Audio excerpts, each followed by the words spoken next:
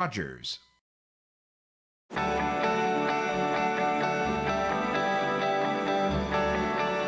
Vous regardez TV Rogers, Ottawa.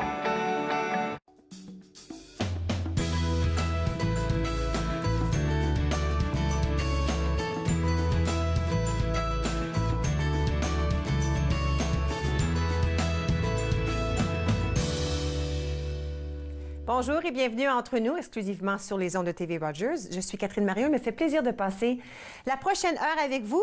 Nous avons en ligne un invité spécial aujourd'hui, M. Louis Patry, président du comité éditorial de l'Orléanais. Bonjour, M. Patry. Bonjour. Bonjour. Écoutez, pourquoi ne pas dire aux gens, juste au cas où il y a quelqu'un qui ne sait pas exactement ce que c'est l'Orléanais? C'est bien. L'Orléanais, c'est un tout nouveau journal qui célèbre maintenant son premier anniversaire. Félicitations. C'est un journal local mensuel, local dans le sens qu'il couvre la région d'Orléans. Puis c'est produit mensuellement. C'est inséré avec le Orléans Star, qui est un journal anglophone local à Orléans. Et puis, écoutez, vous fêtez votre premier anniversaire. Félicitations. C'est de nos jours, là, surtout quand on parle d'un journal imprimé, si on veut, là, c'est une grande célébration, un an. Absolument, oui. Et puis, les bonnes nouvelles sont que c'est très bien reçu par la population locale. On n'avait pas de journal local francophone depuis juin 2015. Puis là, ça remplit vraiment un besoin pour la population. Oui, parce qu'à l'intérieur, on retrouve des informations pertinentes à Orléans, à la population francophone, mais ça s'étend un tout petit peu à ce qui se passe dans les villes aussi? Pardon? Est-ce que l'information s'étend un tout petit peu à ce qui se passe dans la ville d'Ottawa aussi? C'est principalement comme la page 1 de celui qui va sortir demain. Notre prochain journal, notre 15e, sort demain. Okay. La page en première page, c'est Royal Galibo, oui. ex-député, est décédé à 71 ans. Donc, ça couvre, Ottawa. Oui. Puis, c'était notre député provincial, fédéral, excusez-moi, pendant plusieurs années. Donc, ça couvre cette grosse nouvelle-là qui nous est arrivée malheureusement à la dernière minute. Puis, on était très déçus de perdre notre ex-député, le Royal Galipo. Mais on couvre beaucoup de sujets, incluant les étudiants. Parfait. Oui, depuis, c'est notre 4e numéro qu'on a une collaboration avec les 6 écoles du niveau secondaire dans la région d'Orléans. Puis, chaque mois, des étudiants ont la chance de nous fournir des articles qui décident eux-mêmes quels articles ils vont soumettre. Puis, c'est une très belle expérience.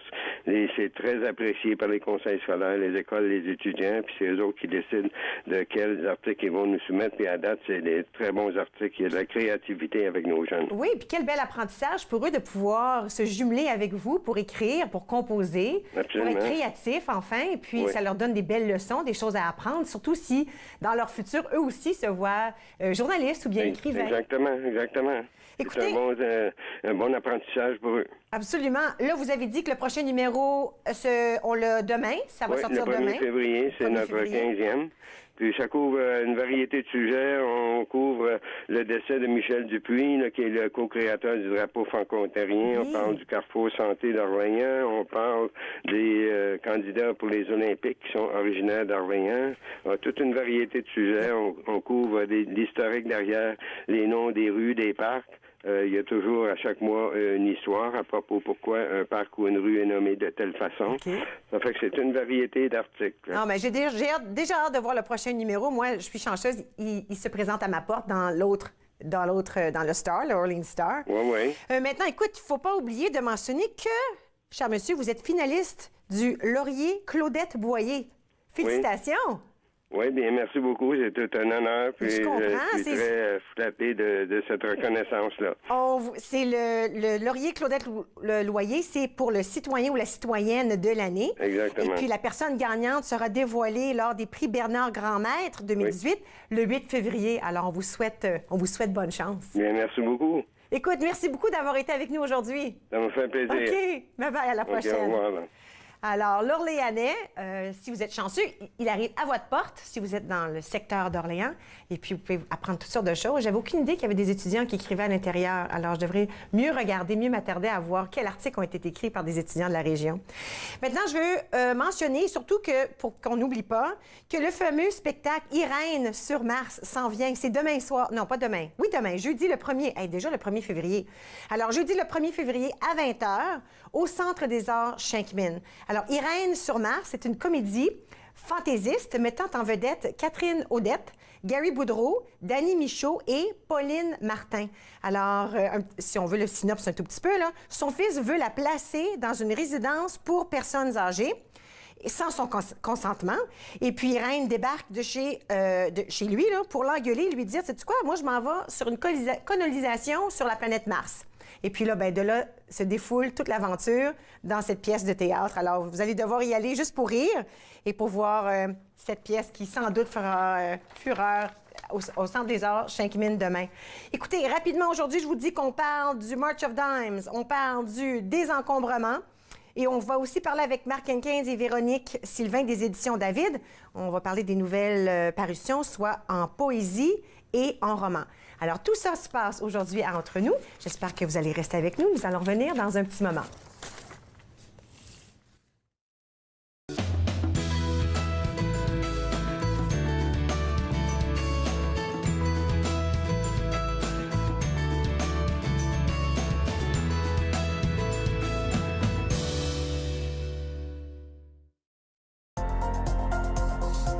L'émission suivante vous est présentée par la télétransportée Rogers. Profitez du contenu exclusif gratuitement. Disponible au www.rogersanyplacetv.com.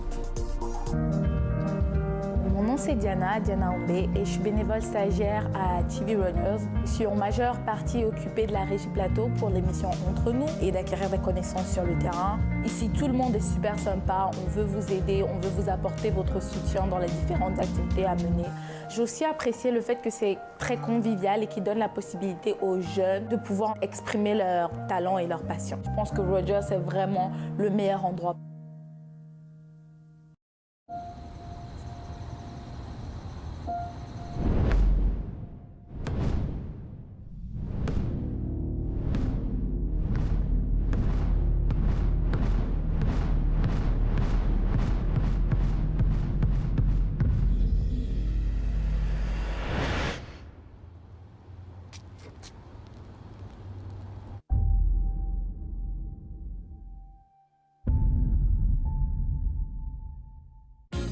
Cette semaine, à Nathan parle, on parle de la mode vintage et aussi des téléphones intelligents. Est-ce qu'ils nous rendent peut-être un peu moins intelligents?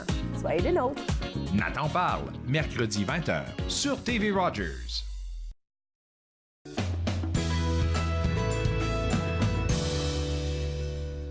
Vous êtes de retour entre nous sur les ondes de TV Rogers.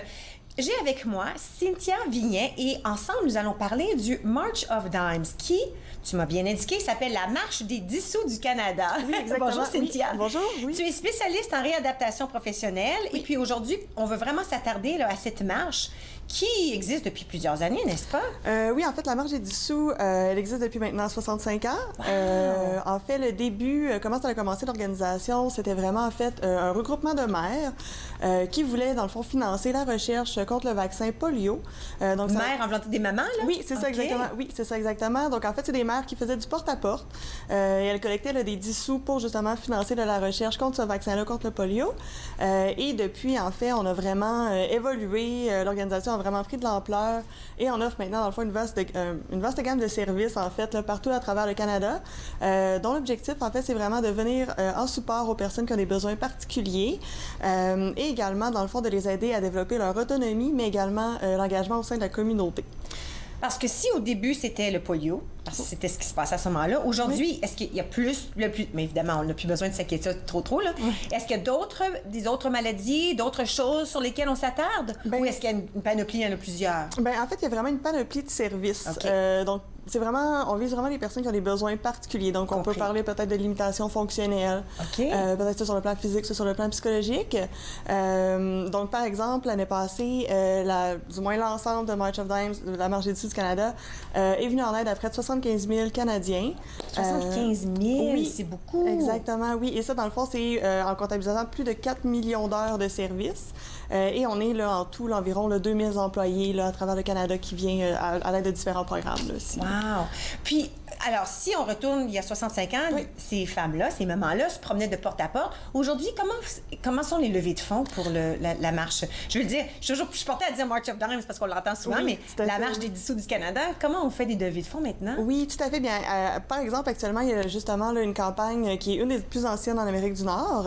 Donc, c'est la Community Canvas Campaign.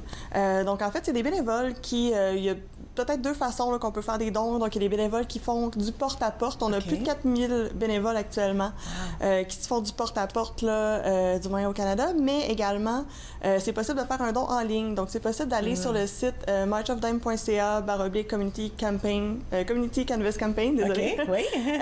Et de faire un don. Donc, c'est facile. On peut le faire de la maison en ligne. Donc, ça peut être une façon de supporter. Puis, la campagne, elle est en vigueur du 1er décembre jusqu'au 31 mars. Donc, on a encore le temps. Si on va sur le site Web, est-ce qu'il est possible pour nous de voir où sont allés les sous ou bien des histoires touchantes? Est-ce qu'on peut voir un peu ce que nos dons ont fait? Je crois que oui, effectivement. Donc, c'est sûr que les dons vont à l'ensemble des services. Donc, c'est vraiment pour donner des fonds à l'ensemble des services. Donc, je pense que oui, il y a peut-être des histoires. Du moins, il y a beaucoup d'informations sur le site Internet aussi que les gens peuvent consulter à la maison. Donc, le site Internet est vraiment bien fait, facile accessible. Oui. Super. Alors, j'imagine que quand on parle de l'historique, il y a eu beaucoup de changements au fil des ans depuis 65 ans, surtout avec la technologie. Est-ce que c'est plus facile maintenant pour vous, vous croyez, de réussir à rejoindre les gens pour qu'ils puissent faire ces dons qui sont si nécessaires? Je crois que oui, du moins avec les dons en ligne, je crois que c'est quand même accessible. Les gens à la maison peuvent faire un don, donc je pense que oui, ça pourrait être... Alors, écoute, je vais le répéter, on va inviter tous les gens d'aller voir le site web March of Dimes, on va le mettre à l'écran, marchofdimes.ca, à savoir où on peut faire le don et aider ces gens-là. Maintenant, tout à l'heure, tu m'as dit qu'il y avait des programmes aussi qui se passent avec la Marche des dissous du Canada. Oui, donc je peux donner un exemple peut-être de quelques programmes qu'on retrouve au bureau ici à Ottawa. Donc, tout d'abord, le programme Passeport. C'est un programme, en fait, qui vient en aide aux familles dont un membre de la famille a des besoins particuliers, des besoins spéciaux, dont ce bénéficiaire-là est âgé de 18 ans et plus. Donc, c'est vraiment, en fait, un programme qui va donner un répit, tout d'abord, à la famille, mais qui va également aider le bénéficiaire à développer des compétences, à développer son autonomie, à développer également son indépendance via la participation et son engagement dans la communauté. Donc, par exemple, les fonds qui sont récoltés pour ce programme-là peuvent aider à financer des activités, dont peut-être des activités, des sorties au musée, financer des transports spéciaux que la personne a besoin, ou encore financer également peut-être une activité sportive. Donc, ça, c'est un des programmes. On a aussi un programme de service à l'emploi, donc un service d'aide à la recherche d'emploi qu'on peut dire que ce programme-là vise vraiment à outiller, préparer et à viser, dans le fond, le maintien en emploi des candidats, donc des chercheurs d'emploi. Donc, on a également un service de rétention en emploi, où est-ce qu'il y a des personnes, du moins, là, qui vont les aider à faire un suivi avec l'employeur, avec l'employé, voir comment ça se passe. Et on a également des prospecteurs d'emploi qui, eux, vont faire vraiment des connexions, vont faire des liens entre le chercheur d'emploi, mais vraiment les employeurs. Donc, ce qui peut faciliter, là, pour les candidats, du moins, à sécuriser un emploi. On a également le programme SRPVC, qui est le programme de service de réadaptation professionnelle pour les vétérans canadiens. Donc, en fait, c'est avec ce service-là que moi, je travaille, du moins la majorité du temps. Et répète encore le titre, c'était le service de... Le service de réadaptation professionnelle pour les vétérans canadiens. Wow, OK. Donc, en fait, c'est un service qui vient en aide aux vétérans canadiens qui ont été libérés, du moins des Forces armées canadiennes, pour des raisons médicales. Donc, nous, notre objectif, c'est vraiment d'accompagner le vétéran dans sa réintégration à la vie civile, mais également de l'accompagner à intégrer un emploi qui va désormais correspondre à ses nouvelles capacités. Donc, un emploi civil avec les capacités qu'il a actuellement. Parce qu'il se peut qu'ils reviennent blessés d'une façon ou d'une autre, que ce soit physique ou que ce soit avec des difficultés à se réadapter à la société, si on veut, ordinaire. Oui, on va parler souvent peut-être de blessures physiques, de blessures psychologiques, donc des limitations peut-être également fonctionnelles. Donc, nous, on est vraiment là pour les accompagner dans leur réadaptation. Donc, il y a un ensemble de services en réadaptation qui va les accompagner vers cette nouvelle, du moins vers cette transition-ci et vers l'intégration d'un emploi civil avec leurs nouvelles capacités.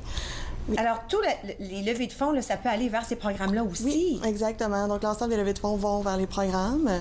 Et finalement, je pourrais peut-être donner un dernier exemple. Le Independent Living Services, que en fait, ça, c'est un autre programme aussi également. Donc, on a des maisons qui sont aménagées pour des personnes qui ont encore des besoins particuliers. Donc, l'ensemble des services également, je pense qu'il est important de mentionner que ça vise vraiment l'autonomie et l'engagement des individus dans la communauté.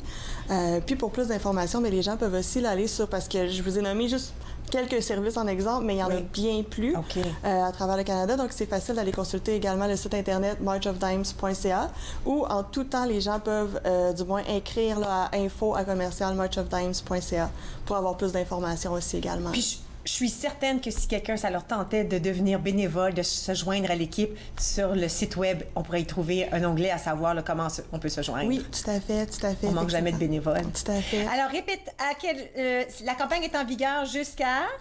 Jusqu'au 31 mars. 31 mars. Alors, on a encore beaucoup de temps pour faire des dons. Oui. Puis, on n'est pas trop certain qu'est-ce que ça veut dire. On peut aller voir le site web, s'informer comme il faut, puis à savoir tous les programmes où on peut aider les gens à vraiment retrouver leur autonomie. Tout à fait, effectivement, oui. J'aime bien ça. Merci beaucoup, Cynthia. Ça fait plaisir. Alors, on l'a mis à l'écran à quelques reprises, marchofdimes.ca. Allez visiter le site web, allez vous informer. Après ça, on peut faire un petit don pour aider les gens à se remettre sur leurs pieds, à devenir plus indépendants. Nous allons prendre une toute petite pause maintenant. Et puis, à notre tour, nous allons discuter avec Valérie Huard. C'est notre spécialiste en désencombrement. Puis aujourd'hui, on parle de secrets. On a hâte qu'elle les dévoile. Restez avec moi, vous regardez Entre nous sur les ondes de TV Rogers.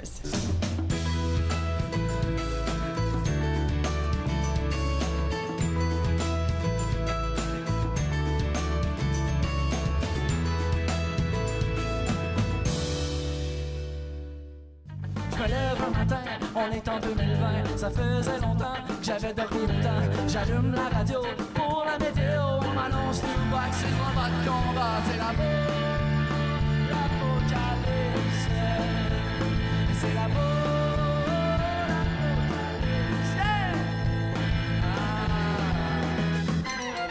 Mon chien Théodore se met à nager le chlore dans un lac qui déclare d'uranium et de phosphore. Les morts se déterrent, le cimetière est ouvert. J'ai même aperçu Hitler faire un appel au cellulaire. C'est l'apocalypse. C'est l'apocalypse. Dans tous mes états, j'appelle Météo Média. Je dis bonjour monsieur, dites-moi donc un peu ce que je peux bien faire. Les gars, va falloir que tu gères l'apocalypse. Oh, mais mon cher monsieur, j'ai toujours fait de mon mieux. Fait fret en Ontario pour faire du compostage. Je prends toujours le basic quand le croquet est au garage. Puis durant les fêtes, je dis recyclage. J'ai l'apocalypse. Tout le monde, ouais, c'est l'apocalypse.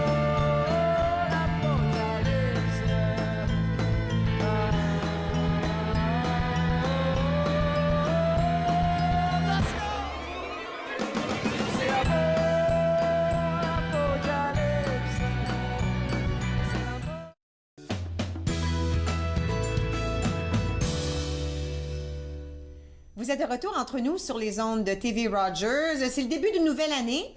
C'est là que ça nous tente là, de se défaire un peu de nos cochonneries dans nos maisons. Mais nous autres, on a une experte qui va nous aider avec le désencombrement. Valérie Huard, bonjour. Allô. Bonne année. C'est notre première fois là, cette année qu'on se voit. Et puis, là, aujourd'hui, là, vraiment, on va se concentrer sur le secret ou les secrets du désencombrement. Oui, ça veut dire quoi, ça? Ce que ça veut dire par là, ça va être des petites techniques, des petits aides qui font une grosse différence sur la capacité de désencombrer sans avoir toutes les grosses vagues émotionnelles qui viennent nous prendre d'assaut. Puis là, on arrête de désencombrer parce qu'on est comme trop émotionnel, tu sais. Parce que c'est pas toujours une question de c'est d'ouvrir la porte d'un garde-robe puis de tout mettre dans un gros sac vert puis de le mettre dehors. Non, ça serait facile si on pouvait tout faire ça dans le fond, là. Oui, c'est Ou ça. coûteux, peut-être, en tout cas. Pour certains, il y a vraiment des émotions rattachées avec se libérer des choses qu'on a accumulées au fil des ans. Oui, un exemple de choses qu'on peut avoir accumulées au fil des ans, ça peut être nos parents décèdent ou nos parents s'en vont vivre en résidence, on ramène leurs souvenirs à eux chez nous, mais on n'a pas nécessairement de place où les installer dans notre maison, donc on garde les boîtes dans le garage ou dans le sous-sol. À un moment donné, il faut passer à travers ces boîtes-là. Il faut regarder c'est quoi ces souvenirs-là.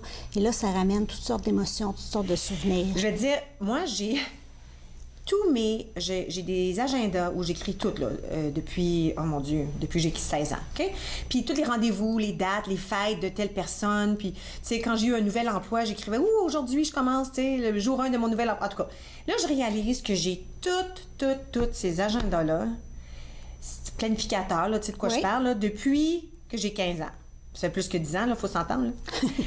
Là, je me dis, OK, il faut que je les jette, mais j'arrive pas à m'en défaire. Mais c'est nono, donne-moi. Il n'y a pas de raison pourquoi je devrais garder ce que j'ai fait en 2008, là. La seule raison, ça serait si tu voulais écrire ta biographie. Je suis assez intéressante pour ça, là. Voyons donc. Tu sais, mais je réalise que je me suis toujours dit, j'ai pas de misère à acheter des choses. Puis là, je regarde cette boîte pleine, je me dis, ça n'a pas d'allure. Puis je me dis, OK, peut-être que, mais. Hein? Ben voilà, j'ai besoin de tes secrets. Alors, on y va. Parfait. Donc, le premier secret, c'est vraiment de déterminer pourquoi on veut désencombrer. OK. Parce que si on n'a pas un pourquoi qui est très fort, en cours de route, on va se désintéresser ou on va arrêter notre processus. Donc, je vais vous donner quelques exemples de bénéfices au désencombrement qui peuvent vous aider à déterminer votre pourquoi. Ça peut être parce que vous avez besoin de relâcher du stress. Vous êtes trop stressé dans la vie de tous les jours. Parce que vous avez besoin de voir vos trésors. Donc, les choses que... Ça peut être les agendas, on décide que je les regarde, puis après ça, je prends une décision. Ça peut être pour augmenter l'estime de soi. Ah oui, hein? Parce que quand on désencombre, on se sent bien par la suite. Donc, on peut avoir soit la paix d'esprit ou augmenter notre estime de soi d'avoir réussi ce travail-là. Ça réduit les allergies, les rhumes et les grippes. Oui, parce que tout ça, ça ramasse la poussière. Exactement. Fait que si vous êtes quelqu'un qui est très prône aux allergies, désencombrer peut être quelque chose qui est très, très bien pour vous. Avoir un sommeil plus récupérateur. Souvent, dans nos chambres, on a trop de choses. Et puis, notre cerveau continue de gérer cette information-là, même quand on dort. Donc, on se réveille le matin puis on est encore fatigué. Donc, ça, c'est à penser. C'est vrai que je dors mieux quand ma chambre est moins... Oui, quand tout est libéré, là, c'est vrai qu'on... C'est plus paisible. Du moins, c'est plus paisible. Exactement. Ça augmente l'inspiration et la créativité. Donc, les artistes en herbe, vous pouvez en profiter. Des fois, quand on a trop de choses à la maison, que les choses ne sont pas placées à leur place, on arrête d'inviter nos amis, notre famille. On tombe dans l'isolation. Donc, le fait de désencombrer, ça peut être pour réaugmenter le fait d'avoir de la visite, réaugmenter votre cercle social. Ça se peut que vous ayez des petits-enfants et puis vous avez plein de bibelots. Puis à chaque fois, vous avez comme peur, il va se blesser avec ce bibelot-là, il va casser celui-là et tout ça. Donc, ça peut être pour accueillir vos petits-enfants. Ou, il y a des fois, malheureusement, arrive une étape où on a le choix à faire entre aller en résidence ou rester chez soi, mais rentrer certains équipements médicaux pour nous aider. Donc, on peut avoir à désencombrer pour pouvoir passer avec une marchette, pour pouvoir avoir un lit automatisé, des choses comme ça. Donc, c'est toutes des raisons. Oui, je vois ça. Il y a plein de raisons pour qu'on doit se débarrasser de nos choses. C'est ça. Mais il faut trouver laquelle qui nous touche, laquelle qui est importante pour nous. C'est ça. Donc, le deuxième secret, je dois vous parler un peu de comment le cerveau fonctionne. Le sens du toucher. Quand je touche quelque chose, quand je touche la tasse, j'augmente les chances que je veux la garder. Parce que ça va toucher au cerveau, à ma partie limbique du cerveau. Cette partie-là, c'est celle qui est les souvenirs, les émotions, puis mes comportements. D'accord. Donc, si je touche, là, j'ai pas beaucoup de connexion avec la tasse Rogers, mais si je touche à quelque chose chez moi qui m'amène plein de souvenirs et d'émotions, j'augmente mes chances de vouloir garder la chose. Il y a des études qui ont été faites aux États-Unis, une par la compagnie Apple. Ils placent croche les téléphones sur leur table de display, là, le présentoir. Ça me rendrait folle tout de suite, là, d'avoir les téléphones croches. Je passerais là et je les mettrais droit, là. C'est exactement pour ça qu'ils les mettent. Fait que quand la personne l'a dans les mains, ils ont augmenté leur vente de 40 Sont-tu wise, eux autres? Ben oui, m'aurait parce que je les mettrais toutes droits parce que ça me rendrait folle. À cause du centre du toucher. Incroyable! Une autre étude dans une université aux États-Unis, ils ont présenté une tasse au groupe essai 1, puis ceux-là devaient juste regarder la tasse. Au groupe 2, ils ont demandé de toucher la tasse. Pendant, mettons, 30 secondes. Un regarde, l'autre touche. Après ça, ils ont demandé aux gens d'acheter la tasse. Bien, si les gens voulaient acheter la tasse, les gens qui ont touché ont réagi plus vite, ont acheté plus vite la tasse et étaient prêts à payer un montant plus cher pour la tasse que les gens qui ont regardé. Fait que le toucher est vraiment important. Si je ramène ça dans ma vie de tous les jours, si le toucher influence tant que ça nos comportements d'acheteurs, imaginez comment il influence nos comportements avec les objets qu'on possède déjà. Où on rentre en relation avec vraiment plus de souvenirs puis d'émotions. Donc, quand on désencombre, il ne faut pas toucher. C'est ça mon secret. C'est quoi? Quand j'ai ouvert ma boîte avec mes agendas, là, j'étais pour toutes les mettre dehors. Je dis, j'ai pas besoin de ça. Puis je dis, je devrais regarder. Puis j'ai commencé à les regarder. Puis regarde, je me suis fait avoir. Tu viens juste d'expliquer la cause. J'aurais pas dû les regarder. Bien, la prochaine fois, mets-toi une paire de gants. Avec le gant, tu trouves à toucher le gant et non à toucher l'objet auquel tes souvenirs sont associés. Fait que ça peut aider. Fait une énorme différence. Essaye ça. OK, je vais mettre mes petits gants la prochaine fois. Peut-être que je vais juste même pas les regarder. Juste mettre la boîte dehors. Go, go! Oui, mais avec des gants, tu vas voir, c'est plus facile. Tu as moins la grosse vague d'émotions et puis tout ça. C'est vraiment surprenant quand je travaille avec des clients. Dans un garde-robe, par exemple, on désencombre, les personnes laissent partir un morceau sur 3 à peu près avec les gants. Puis là, vient le moment où ils ont trop chaud. Donc, ils enlèvent les gants et je peux dire, dans la minute qui suit, ils gardent les 20 morceaux qui suivent. Juste parce qu'ils n'ont plus les gants versus quand ils ont les gants. Puis là, ils touchent à leurs choses. Oui, exactement. Écoute, on va aller à la pause, on va continuer. Parce que là, je sais qu'on en a fait 3, puis il nous en reste là, peut-être 4 ou 5 à passer. On a fait 2. Non, on a parlé de 2 secrets, n'est-ce pas? OK. Les derniers on va les finir en revenant de la pause. C'est beau? Oui. Alors, Valérie, reste avec moi. J'espère que vous allez rester avec moi aussi. Vous regardez Entre nous sur les ondes de TV Rogers. On revient dans un petit moment.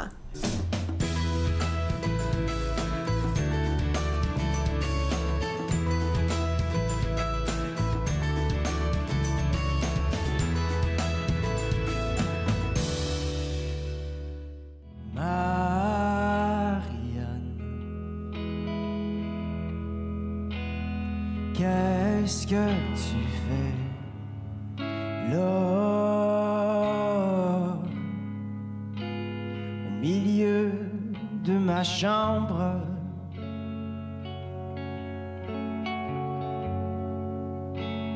Au milieu de la nuit,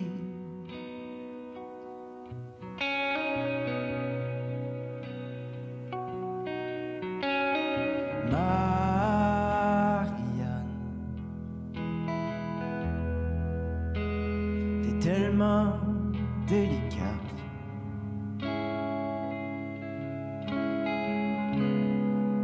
Avec ta cigarette à la main,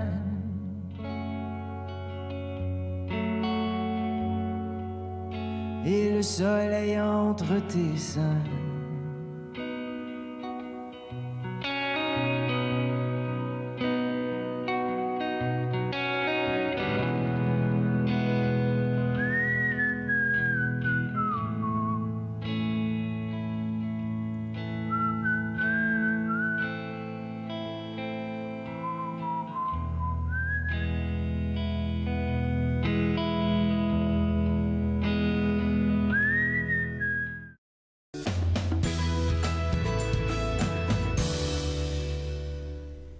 Vous êtes de retour entre nous sur les ondes de TV Rogers. Juste avant la pause, on parlait du désencombrement et le cerveau, comment il est puissant quand c'est le temps de se débarrasser de nos choses.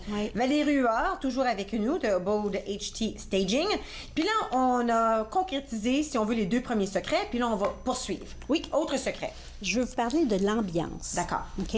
Notre cerveau, il est ce qu'on appelle plastique. Ça veut dire que, mettons que dans ma tête, je pense à désencombrement, puis je pense à ça va être dur, ça va être compliqué, puis tout ça. J'ai comme un peu un esprit négatif face au désencombrement. Mais je peux changer pour avoir un esprit positif qui va dire ça va me faire du bien, je vais libérer du stress, et puis je vais me sentir bien après. OK? Pour changer d'un endroit à l'autre, on peut s'aider de nos sens. OK? Le premier sens, c'est avec l'aromathérapie. Oh, j'aime ça. Moi, j'ai une petite machine comme ça dans ma chambre, j'adore. Oui. Fait qu'en prenant une huile essentielle, qu'on va toujours utiliser la même huile essentielle quand vient le temps de désencombrer, progressivement, la minute que je vais mettre cette huile essentielle-là, mon cerveau va être tout de suite dans la bonne atmosphère C'est comme pour Pavlov, désencombrer. ça! Oui, c'est quasiment comme Pavlov. OK. Fait que notre cerveau devient plus joyeux à désencombrer. Le désencombrement se fait plus facile. OK. Une autre chose pour aider notre ambiance, c'est augmenter de la lumière. Oui, Et quand il faut bien voir, c'est vrai. Exactement. Regardez un garde-robe avec un spotlight comme ça qui éclaire le garde-robe est tout à fait différent que le matin quand j'essaie de m'habiller. Oui, la petite lumière moumoune en haut, là, qui allume presque rien. C'est ça. Fait que ça me donne juste la distance nécessaire pour être capable de faire mon désencombrement de façon plus saine. Super. J'aime ça. Donc, on me demande souvent la question pour le secret qui suit. Est-ce que c'est quand ça fait 2 ans, 10 ans, 1 an? Après combien de temps je laisse partir les choses? Donc, c'est bien beau de dire, bon, ça dépend de quoi on parle. Il y a des choses, je vais dire 2 ans. Il y a des choses, je vais dire 1 an. Puis si tu n'as pas utilisé un DVD pendant 1 an de temps, tu ne les réécouteras pas, là, tu sais. Mais la question, c'est comment on fait pour savoir c'est quand la dernière fois que je l'ai utilisé? Je sais pas, s'il est en avant puis il est proche, sûrement que je l'ai utilisé récemment, mais s'il est coincé en arrière puis je ne peux même pas le voir sans tout tasser mes bébés, ça veut dire que ça fait longtemps. Effectivement. Mais je vais donner un petit truc. Comme avec les livres ou avec les DVD, quand je prends mes DVD, mettons le 1er septembre ou le 1er janvier ou le 1er février, tiens, demain, OK? Au lieu de laisser mes livres droits sur ma tablette, je les mets tous dans le sens opposé. OK. Comme ça. Tout comme ça sur ma tablette. OK. Puis je mets un petit post-it avec la date. OK. 1er fait que février. si tu as eu besoin de ce livre de recettes-là ou le livre de je sais pas quoi, là, je tu le mets la remets date. droit quand j'en ai besoin. Donc, après 6 mois, je suis capable de dire quel livre j'ai remis droit ou quel DVD j'ai remis droit. Donc, je suis capable de savoir quand est-ce que j'ai utilisé mon objet. OK. Et puis, je suis capable de savoir, oui, je l'utilise, ce livre de recettes-là, ou non, je l'utilise pas. Donc, c'est vraiment de tourner l'objet. 25 livres de recettes que j'ai pas ouverts, ça fait 25 ans. Tu peux les laisser partir. Je peux les laisser partir. Puis ça me ferait même pas de la peine. C'est vrai, hein? Je sais pas pourquoi j'ai gardé ça. Wow, tu me fais réfléchir. OK. Ouais. Donc, vraiment de tourner l'objet. OK. On entend souvent parler pour le 6e secret de Marie Kondo. Le KonMari. Oh mon Dieu, oui! J'ai tout plié mes vêtements dans mes tiroirs par rapport à sa technique. OK. J'aime ça. Oui, J'en ai jeté des choses quand j'ai fait sa technique. OK, tu peux l'expliquer. Oui. Bien, j'utilise pas complètement sa technique parce qu'elle a dit il faut toucher puis ressentir notre objet. Oui. Mais dépendant des objets, il y a des vagues, trop de vagues émotionnelles. Fait que moi, je dis on prend les gants, puis ça nous aide. Par contre, ce que j'aime dans sa technique, c'est est-ce que ça l'exprime la joie? Oui. Parce qu'elle a fait des recherches, puis elle s'est rendue compte que les gens qui ont moins d'objets se sentent plus joyeux. Pourquoi? C'est que tous ces objets-là, ils nous transmettent de la joie quand on les regarde. Fait que la différence, c'est que si je garde juste mes objets qui me transmettent de la joie, quand je me promène dans mon environnement, je ressens le message joie, joie, joie, au lieu de recevoir un message joie, peur, tristesse, neutralité, joie. Au lieu d'avoir ces moments de joie-là dilués dans le reste des émotions, là, je vais les mettre en valeur en enlevant les autres émotions. Wow. OK? Donc, je dis vraiment, demandez-vous, est-ce que vous ressentez vraiment là, un spark? Est-ce que vous ressentez vraiment là, que vous êtes joyeux? Je me sens princesse avec ça, je me sens... Oui, oui. Si il y a cette émotion-là, vous gardez l'objet. OK. OK? OK. Et puis, on me pose souvent pour mon dernier secret, bien, pourquoi je ne mets pas tout ça à la rue tout de suite? OK. OK? Ou pourquoi l'organisateur professionnel qui vient chez moi part pas avec mes objets sans que pour tu les m'en vois, débarrasser, sans que tu les que ça soit regardes. fini. Oui, oui. La question, c'est qu'il arrive des fois des erreurs. Ou des fois, il arrive le fait que la nuit qui suit, je me réveille à 1h du matin, à 2h, à 3h, à 4h, en me disant, cet album-là, j'ai fait quoi avec? Dans quelle pile je l'ai mis? Puis des fois, ça peut être, j'ai connu une cliente que c'était un album de famille avec des signatures de premiers ministres, puis toutes sortes de choses importantes, des joueurs de hockey. Ça, c'est un bon souvenir à garder, là. Qui était un souvenir à garder, puis qui a été égaré dans la pile à donner. Ouf. Et l'organisateur était parti avec les choses, les avait données. Ils n'ont jamais été capables de récupérer l'album. Donc moi, je dis, on les garde 24 heures.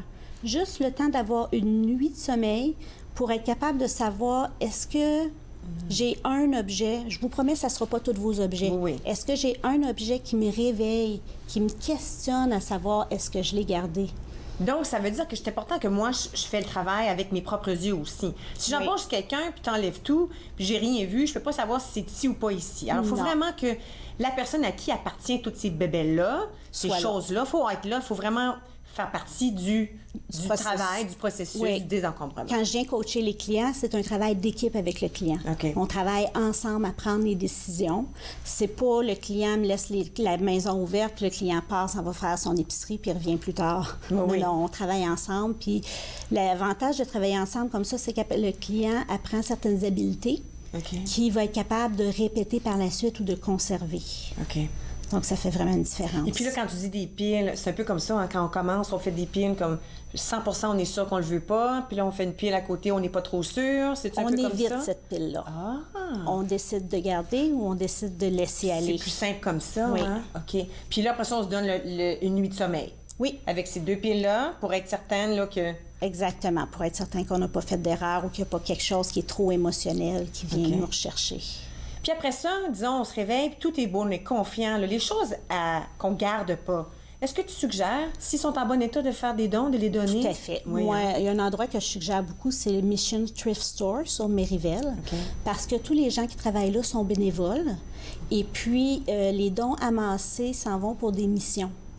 Donc, c'est pas un CEO de compagnie qui fait 400 000 $ par année quand les autres sont payés au salaire minimum. Donc, question honnêteté, pas honnêteté, mais valeur. Moi, c'est un endroit que je recommande. Sinon, je suis certaine qu'il y a d'autres centres comme ça, dépendant où vous restez, où les personnes restent. Merci. Je vais aller faire du désencombrement de mes agendas tantôt. On s'en va à la pause. À notre retour, on va discuter avec les éditions David et de nouvelles parutions. Restez avec nous.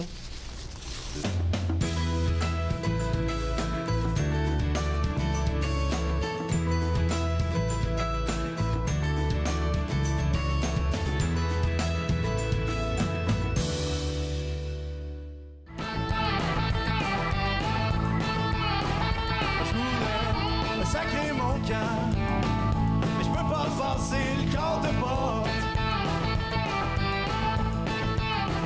Je voulais sacrer mon cœur, mais je peux pas passer le corps de porte. Parce que le gars est juste là pour être ton chum, je le sais pas. J'ai été piégé par un ange au 2e étage. Si je pense que c'est un jour, je me ferai pas prendre mon cage. Couvre ta fenêtre, ma belle, je me pousse en douce comme un voleur. Non, tes voisins ne verront pas, j'ai un culot dans la noirceur.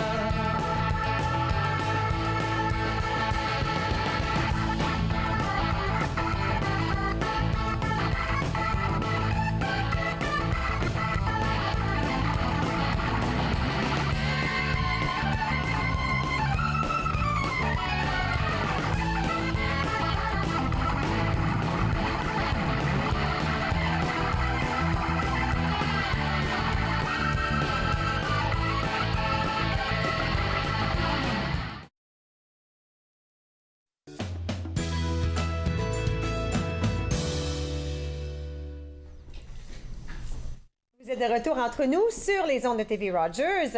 Avec moi, Marc Henquin et Véronique Sylvain des éditions David. Vous aussi, c'est votre première visite de cette nouvelle année. Bonne année, ça commence bien. J'aime ça parce que quand vous venez, on a toujours une introduction à des nouvelles parutions, des choses qu'on trouverait peut-être pas toutes seules, nous-mêmes. Tandis que vous autres, vous les présentez, puis là, on a le goût d'aller les voir. Oui, là, on lance notre saison qu'on appelle hiver-printemps. Donc, parce qu'on a vraiment 2 saisons, la saison d'automne qu'on présente habituellement. Et donc là, on plonge dans une nouvelle saison. Alors, à ce temps-ci de l'année, il y a toujours des nouvelles choses c'est vraiment automne et hiver, plus ou moins? Oui, c'est plutôt automne. Il y a vraiment la grande rentrée littéraire, c'est plutôt à l'automne. Et là, on redémarre tranquillement. Et donc là, nous, on a un premier programme pour les premiers mois de l'année. Oui. Donc, on a 6 titres qu'on veut vous présenter aujourd'hui. J'ai hâte d'en entendre parler. Et comme tu disais tantôt, on a un roman, on a des romans pour ados, on a aussi de la poésie, et on a même un essai qu'on va vous présenter qui est un petit peu plus savant, mais quand même qui est intéressant, je pense. Savant, OK, j'aime ça.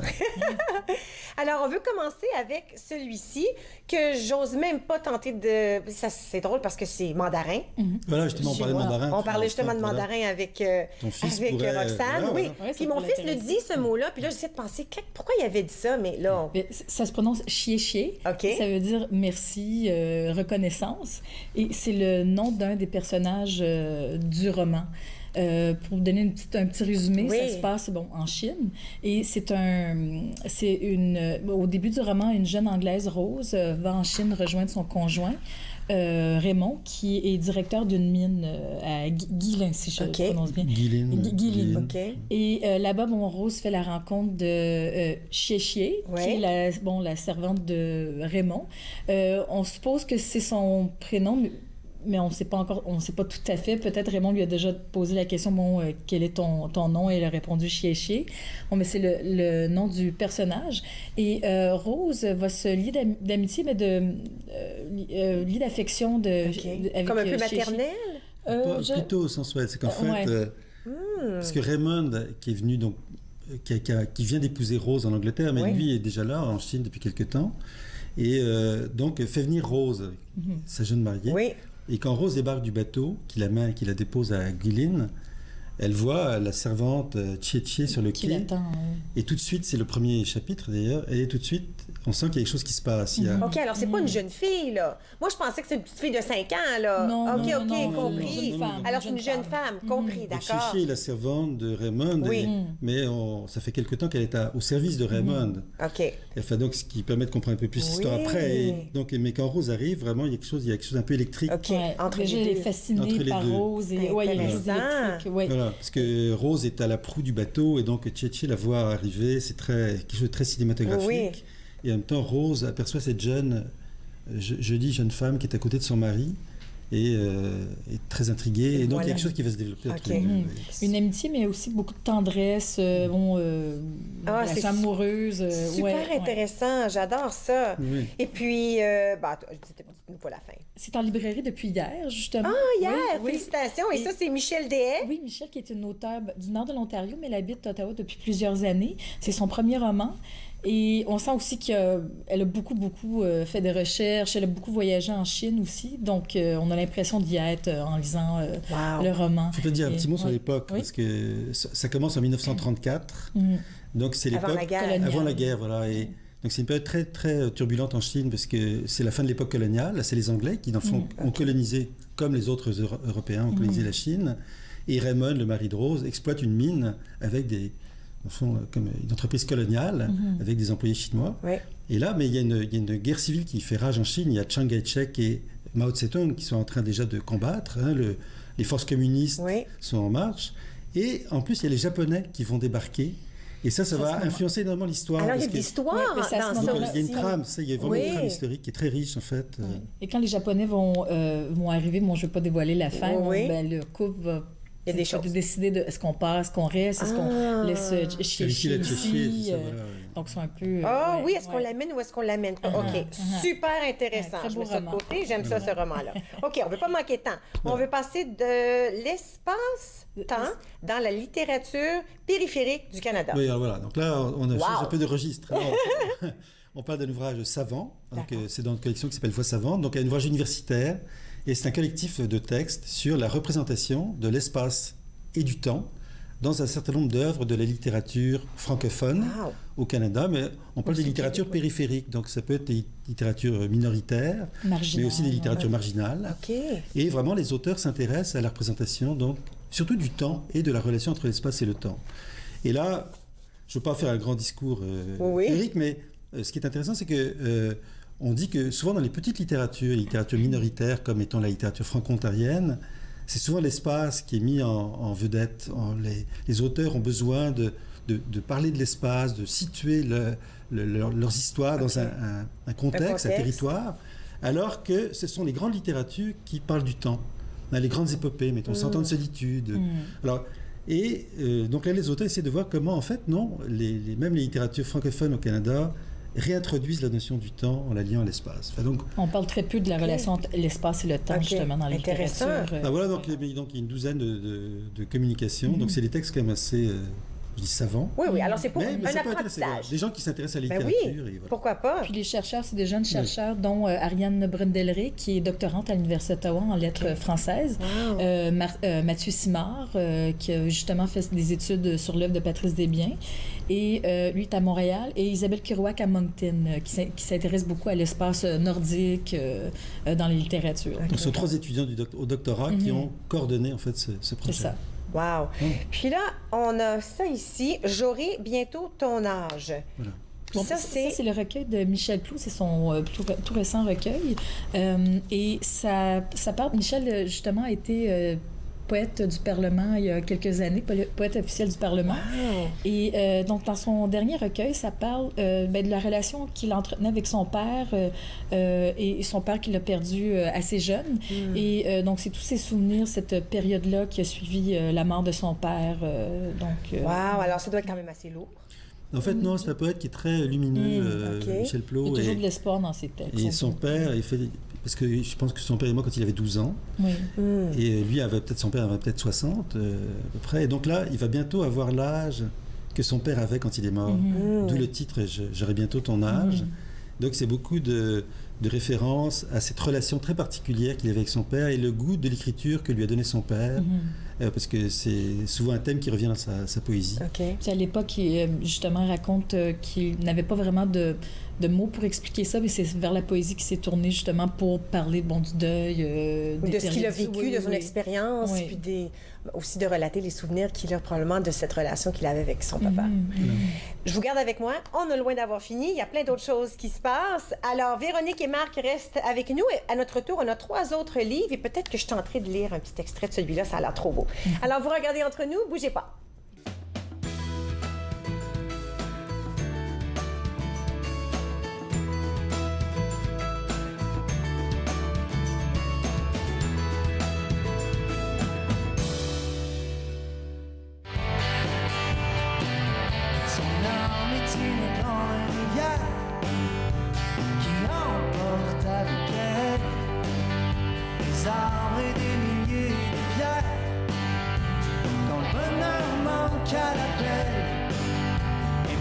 Mais si son cours est long, le courant passe encore sous le ciel et sous les ponts, à la vie, à la mort. Mais la brume danse, danser, danser. Quand danser, danser, penser, penser. Je pense que tu penses trop. So let go, le temps fait si bien les choses. Le temps fait si bien les choses. Je pense que tu penses trop. So let go, le temps fait si bien les choses. Le temps fait si bien les choses.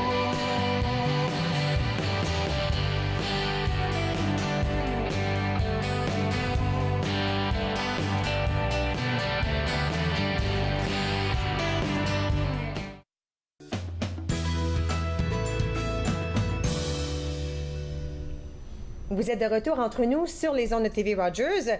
Marc Henquin et Véronique Sylvain des éditions David, toujours avec moi. Et puis, on parlait justement là, de « J'aurai bientôt ton âge », poète qui écrit par rapport à son père et comment il a vécu son décès à un très, très jeune âge. Puis ça vient d'apparaître ou ça apparaît bientôt? Ça vient d'apparaître. Ça apparaît en février. Là, OK. Fait que ça s'en vient là, dans pas longtemps. Là. Puis j'aime ça parce que je regardais un tout petit peu, puis le poète, d'habitude, moi, dans ma tête, c'est une page, mais on peut voir que ça suit un tout petit peu. C'est comme des poésies, mais qui suivent un tout petit peu. Des poèmes à plusieurs volets. J'aurais tout fait pour m'approcher de ta voix, trouver refuge dans une parole qui s'élèverait avec la mienne. C'est beau, on peut voir là, qu'il parle de quelque chose là, avec son père. Wow, super beau ça. Alors, j'aurai bientôt ton âge. Michel Plot, encore un écrivain d'ici? Non, c'est un écrivain de Québec, de la région de Québec. Québec est souvent très présent dans son œuvre. C'est un poète qui a gagné le prix du gouverneur général du Canada et qui a été, comme disait Véronique, poète officiel du Parlement. Je savais même pas qu'on avait ça, un poète officiel du gouvernement, du Parlement. C'est un drôle de titre, parce que dans le fond, c'est quelqu'un qui est nommé comme ça pour une période de 2 ans, mais qui joue pas un rôle officiel. Il n'écrit pas des poèmes à tous les jours, au Premier ministre. OK, on n'a pas besoin de faire ça. C'est plutôt un ambassadeur de la poésie à travers le Canada. Ah, j'aime ça. Super. Mais là, on a 3 autres titres qu'on veut mentionner. Alors, Otage de la nature, c'est ça? Oui, c'est de Daniel Marchildon. Daniel, c'est un auteur de Penetanguishene, dans la région de La Fontaine, en Huronie. C'est un roman pour adolescents. Et Daniel écrit autant pour les jeunes que pour les adultes. De l'image, on dirait là, que ça a l'air un policier, un drame policier, intrigue. Il y a une dimension policière. Donc, c'est il y a Fleur Monag, c'est une auteure, compositrice, interprète d'origine Anishinaabe. Elle retourne dans le nord de l'Ontario avec son fils pour participer à un spectacle... un concert bénéfice pour les écoles. Il me semble parce qu'il y a une bataille, il y a une dune sacrée dans une forêt qui est sacrée pour les autochtones, qui est menacée par un projet de déboisement. C'est ça. Et donc, il y a des écologistes qui organisent un spectacle bénéfice. Et ils invitent une ancienne auteure-compositrice, comme disait Véronique, Fleur Monag, pour participer à un concert. D'accord. Mais les choses dérapent. Les militants prennent le dessus et en fait, ils font déraper le concert. Et là, Fleur Monag et son fils, qu'elle a amené avec lui, Alex, sont obligés de partir. Et ils trouvent un refuge dans un chalet. Une villégiature, voilà. Et, mais le propriétaire de ce chalet est lui-même un activiste d'écolo. Et donc, donc il y a toute une histoire qui... Là, je ne vais pas dévoiler le punch. Non. Mais tu sais, donc, il parle beaucoup de l'univers autochtone. C'est ça. On dit que d'où le titre, il y a un peu une prise d'otage, mais tu sais... Super intéressant. Donc, ça vire au drame policier, ça. OK. Alors, parfait pour les adolescents. Alors, beaucoup de suspense. Ensuite, on a La rançon d'Atahualpa. Ça, on est toujours dans notre collection 14-18 pour ados. Ça, c'est l'auteur s'appelle Karen Olsen et elle est dans l'ouest du Canada. Elle habite à Kelowna, en Colombie-Britannique. Et mais c'est une histoire qui ne se déroule pas là, mais qui se déroule au Pérou. En fait, c'est son personnage qui s'appelle Élise, qui avait déjà été le personnage central de Élise et Beethoven, qui revient dans cette histoire. Ah, ça c'est le fun. Moi j'aime ça. Publié dans la collection. C'est le fun parce que souvent quand on aime un livre, on veut pas le décès, la fin si on veut d'un personnage. On aime ça savoir qu'est-ce qui se passe après. Alors est-ce que ça suit un peu ce qu'elle a fait avant ou c'est juste un personnage dans une nouvelle histoire? Non, de fait, Élise et ses 2 amis se retrouvent à un voyage scolaire au Pérou. Et là, c'est un voyage très bien. Il y a une semaine qui est prévue. Ils vont au Machu Picchu, un peu partout, à Lima et ainsi de suite. Mais il y a le méchant docteur qu'ils avaient réussi à faire emprisonner dans le premier roman, qui est là aussi et qui les a retrouvés. Et qui est à la recherche du trésor, un trésor Inca, le trésor d'Atahualpa, qui était le dernier prince Inca.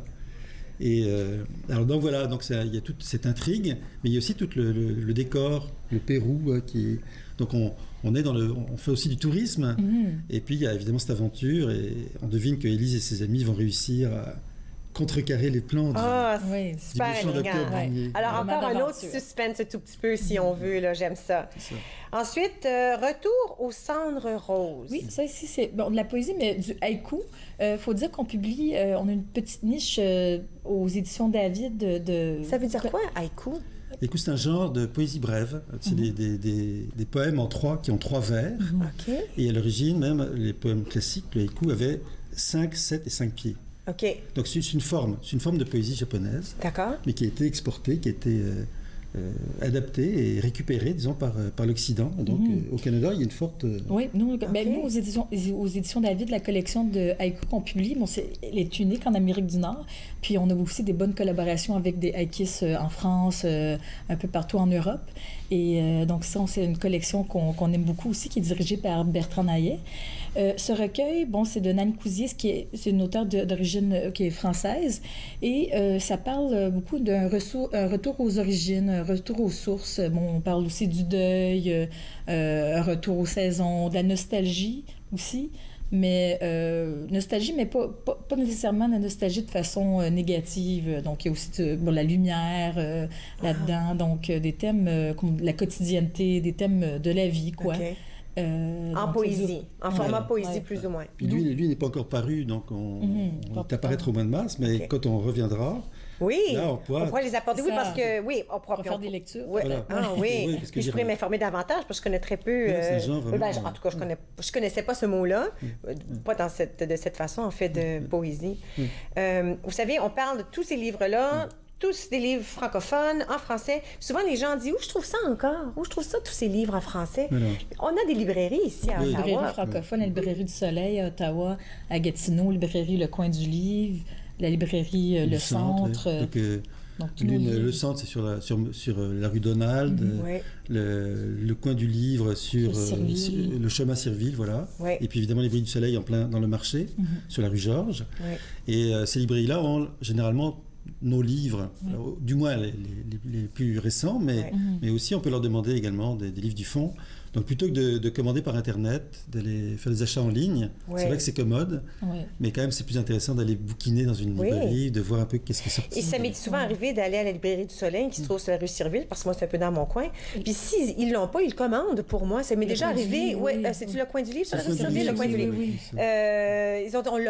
Ils l'ont commandé pour moi, puis je suis allée chercher là-bas. C'était très pratique. Puis une fois que tu rentres dans une librairie, c'est dur de sortir avec juste un livre, parce qu'il y a tellement des belles choses. Puis les gens ne savent pas, parfois ils disent bon, c'est pas en librairie, je vais l'acheter moi-même en ligne, mais le libraire peut le commander directement pour eux, pour qu'on puisse l'avoir. Donc nous, on souhaite beaucoup travailler avec eux, avec ces librairies-là, pour faire des choses ensemble. On a besoin les uns des autres. Absolument. Écoute, je vous remercie. J'invite tous les gens à la maison d'aller voir éditiondavid.com si on cherche des informations en surplus. Et puis, dans un mois, on va se reparler encore. Peut-être qu'il y aura d'autres choses toutes neuves à se présenter. Maintenant, nous allons prendre une toute petite pause. À notre retour, j'ai un grand remerciement à faire pour les gens ici de l'équipe Rogers. Bougez pas.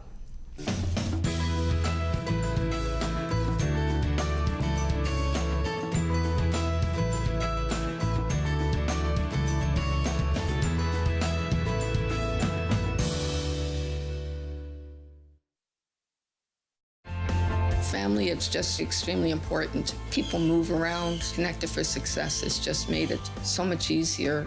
For the longest time, I was on cloud nine. It connects you to family, it connects you to the outside world, and it makes you feel connected to the community. It was a whole new experience. You realize then how much you missed out. In fact, connect is my favorite word now. I love that word. It keeps me out of trouble.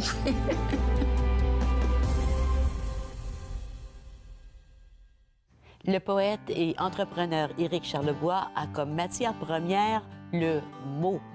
Comment l'utilise-t-il? On en parle à la prochaine émission. Pour tout l'amour du monde, mercredi 20h, sur TV Rogers. Quand je me suis enrôlé en 64, moi, j'ai levé la main droite, puis j'ai dit, je vais défendre mon pays. Puis je vais faire tout ce que vous me demandez. Aujourd'hui, on a des jeunes qui partent en Afghanistan, c'est encore pire. Puis les vétérans, ils n'ont rien demandé. Ils n'ont rien demandé en retour. Et puis on parle de supporter les vétérans. La Légion, c'est nos champions, ça. C'est eux autres qui nous supportent. Dans la prochaine émission, je reçois Catherine Voyer-Léger, une blogueuse devenue auteure de livres grâce à Twitter, qui lui ont valu une grande célébrité sur les médias sociaux. Suivez-moi, jeudi 20h, sur TV Rogers.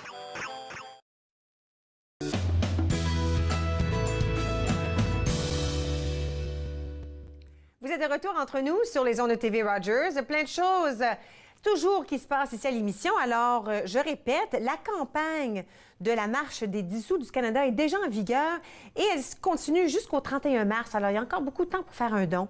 Alors, le site web marchofdimes.ca vous donnera les informations et puis vous indiquera comment vous pouvez faire un don si c'est quelque chose qui vous intéresse. Moi, je suggère souvent aux gens, choisissez une cause qui vous est importante et faites d'elle votre cause de l'année. Et puis, il y en a qui préfèrent donner des petits montants à plein d'endroits. C'est très gentil. Vous pouvez en choisir une. Et puis, c'est peut-être que ce sera le March of Dimes qui sera votre cause pour 2018. BoldHTStaging.ca. Valérie met toujours plein d'indices et de secrets sur son site web. Alors, vous pouvez aller voir ça aussi. Et puis, les éditions David.com. savoir les livres qui vous intéresseront peut-être. Demain, nous allons parler avec M. Marc Mador, qui est acériculteur du Musée au Parc à Vanier. On va parler de la cabane à sucre et d'une belle opportunité où ils ont besoin de bénévoles. Aussi, nous allons accueillir Michael Kent de Bibliothèque et Archives Canada. Et ensuite, Marie-Pierre Chaumont, elle est consultante en institution et connexion. Et puis, elle va nous aider à attirer les meilleures personnes dans notre vie, les meilleures, positives. Alors, tout ça se passe demain entre nous. J'espère qu'on se retrouve ici.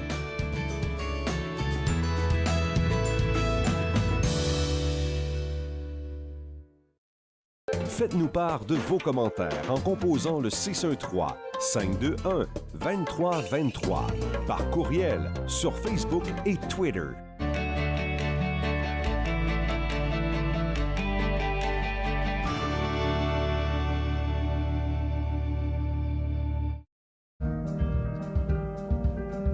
Mon nom c'est Zachary, puis je suis bénévole coop à TV Rogers.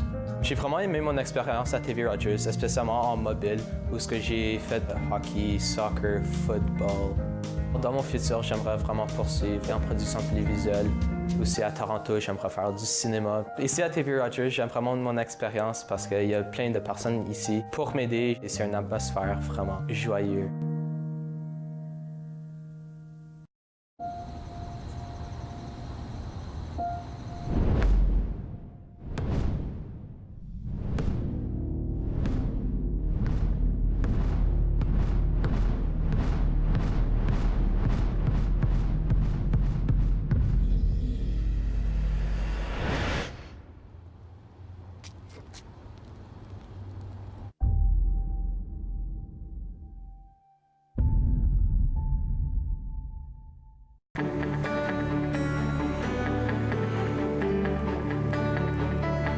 Regardez TV Rogers, Ottawa.